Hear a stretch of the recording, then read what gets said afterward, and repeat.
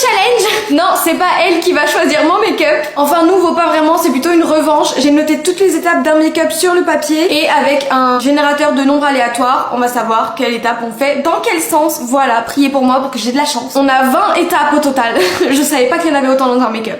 Et on va commencer par 14, les paillettes. On commence par les paillettes sur la paupière. Non mais en plus j'ai envie de faire un make-up un peu couché de soleil. Regardez les paillettes que j'ai choisies. Je suis dépitée, ça commence trop mal. J'ai même pas de base à paupières en dessous, j'ai rien. En plus elles sont vraiment trop mignonnes ces paillettes. Mais elles vont être recouvertes de fard par-dessus après. Allez, prochaine étape.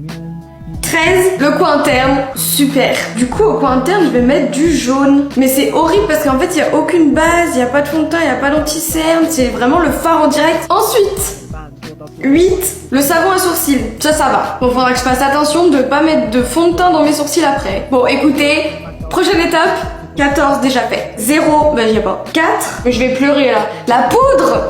La poudre avant le fond de teint. Y a pas la base encore. Je sens que ça va être catastrophique ce make-up. Et bah c'est parti, on poudre son teint alors qu'il y a rien dessus. On n'oublie pas la zone T bien évidemment. On continue. Numéro 7, l'highlighter. Mais comme il y aura le fond de teint et l'anti-cerne après, je vais essayer d'en mettre beaucoup quand même. Voilà. Ok. Prochaine étape. 8 déjà fait. 9.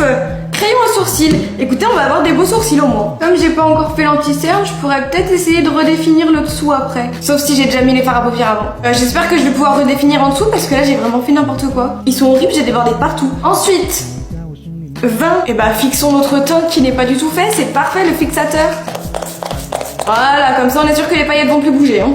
Bon, pendant que ça sèche, qu'est-ce qu'on fait ensuite? 10. Le fard d'intensité, parfait, on a toujours pas de base, on a rien. J'ai dit je vais faire un coucher de soleil, du coup je vais mettre le violet en intensité là. Je vais le descendre un peu à mon ras de cils aussi. Hop là. Écoutez, je vais m'arrêter là, qu'est-ce qu'on fait ensuite? 11.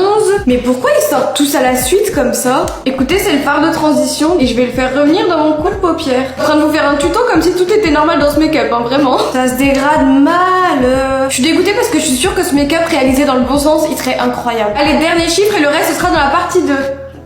13, déjà fait. 15, l'eyeliner. Génial. Non mais en plus de faire un challenge, j'ai totalement foiré mon liner. Écoutez la suite dans la partie 2.